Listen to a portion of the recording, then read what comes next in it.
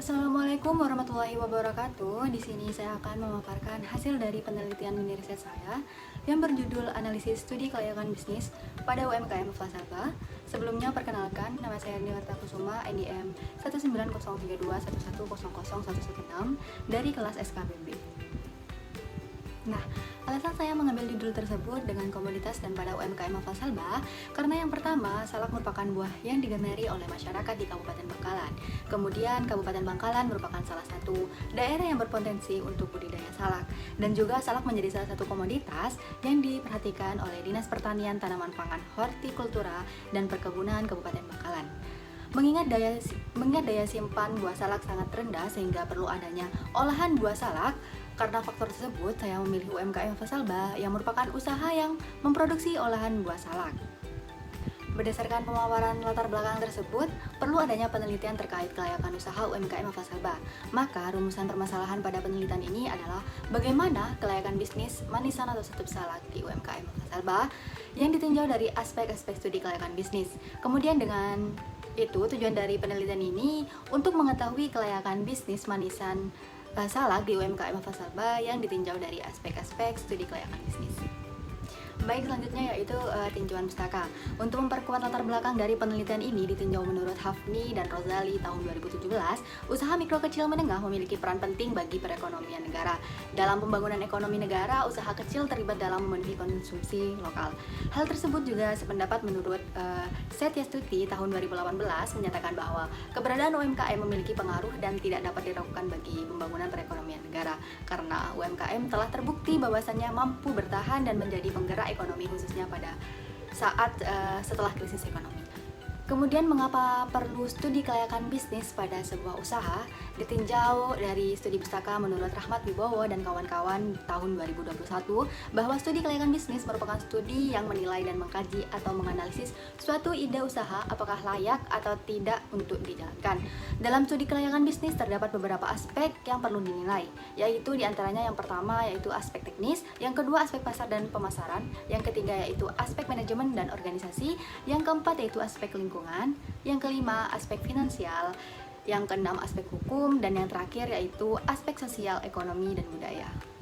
Berikutnya yaitu metodologi penelitian. Nah, yang pertama lokasi penelitian. Penelitian ini berlokasi di Jalan Kiai Haji Mohyasin, Gang 1, nomor 50, Kemayoran, Kecamatan Bangkalan, Kabupaten Bangkalan. Dengan jenis dan sumber data yang digunakan pada penelitian ini adalah data primer dan data sekunder. Kemudian metode pengumpulan data pada penelitian ini yaitu data yang diperoleh pada penelitian berupa wawancara, studi literatur, dan observasi.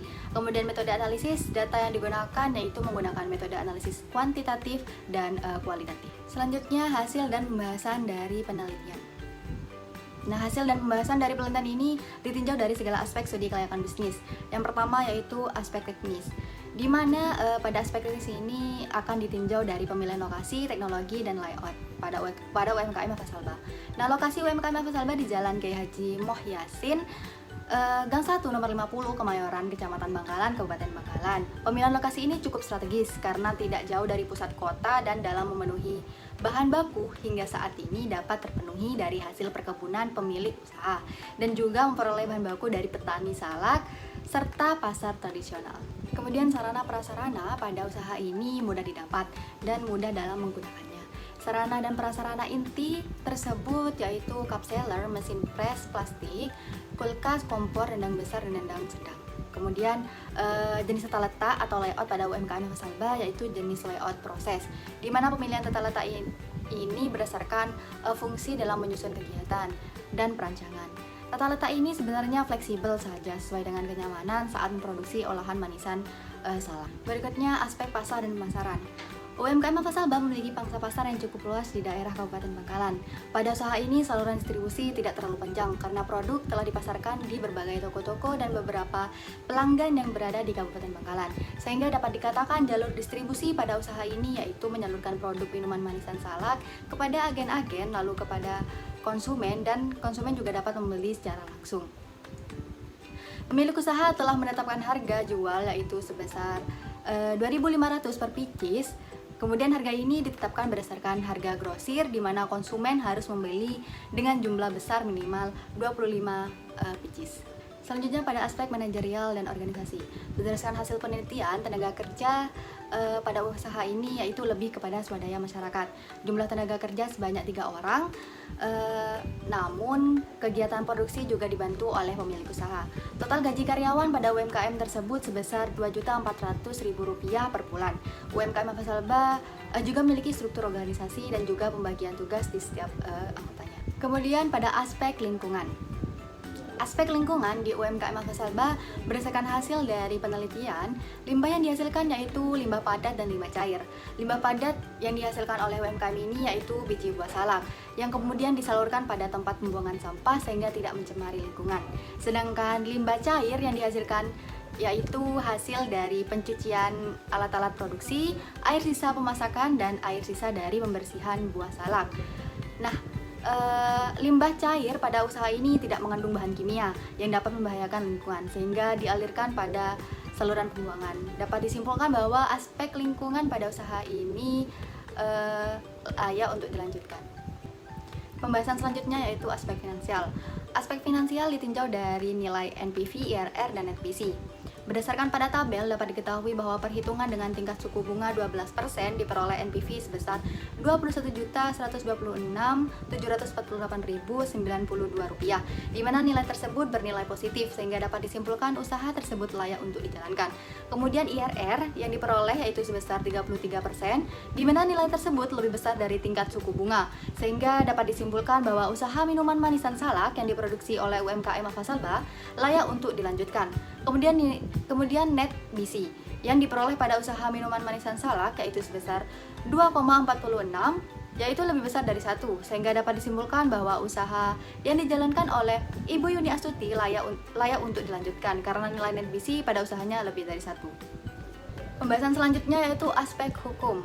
Aspek hukum pada usaha tersebut berdasarkan hasil yang diperoleh pada penelitian ini yaitu usaha yang dibentuk pada tanggal 8 Februari 2012 dengan nama usaha Avasalba telah memiliki surat keterangan usaha sejak tanggal 21 Oktober 2013 dengan nomor SK 04.433-330.1/2013 sehingga telah terdaftar secara hukum. Namun usaha ini belum memiliki nomor izin berusaha dan surat izin tanda usaha. Pembahasan terakhir yaitu aspek sosial, ekonomi, dan budaya. Aspek sosial, ekonomi, dan budaya yaitu usaha ini memberikan dampak positif dari aspek sosial karena memberikan peluang bagi petani salak dan penjual buah salak untuk memperoleh penghasilan. Hal tersebut juga pada aspek ekonomi, yakni memberikan dampak positif bagi masyarakat, memberikan peluang tenaga kerja tersebut sehingga berdampak pada ekonomi masyarakat tersebut. Dan yang terakhir, keberadaan usaha ini tentunya tidak bertentangan dari kebudayaan di Kabupaten Bangkalan sehingga ditinjau dari aspek sosial, ekonomi, dan budaya, usaha ini layak untuk dilanjutkan. Kesimpulan yang diperoleh dari hasil dan pembahasan penelitian ini yaitu usaha yang didirikan oleh Ibu Yuni Astuti yaitu UMKM Avasalba yang merupakan usaha minuman manisan salak telah ditinjau dari aspek-aspek studi kelayakan bisnis, bahwasannya usaha tersebut layak untuk dijalankan dengan hasil perhitungan finansial yaitu NPV bernilai positif, IRR lebih besar dari tingkat suku bunga yaitu 12%, lebih dari 12%, dan net BC lebih besar dari 1. Nah, kemudian saran kepada UMKM Avasalba yaitu tingkatkan inovasi baru terhadap kemasan, lakukan pemasaran secara online agar mencapai pemasaran secara global, dan melegalitaskan usahanya dengan membuat surat-surat izin berusaha. Terakhir dari saya, mohon maaf apabila ada kekurangan dan kesalahan atas pemaparan hasil penelitian mini riset saya yang berjudul Analisis Studi Kelayakan Bisnis pada UMKM Avasalba. Terima kasih saya ucapkan. Wassalamualaikum warahmatullahi wabarakatuh.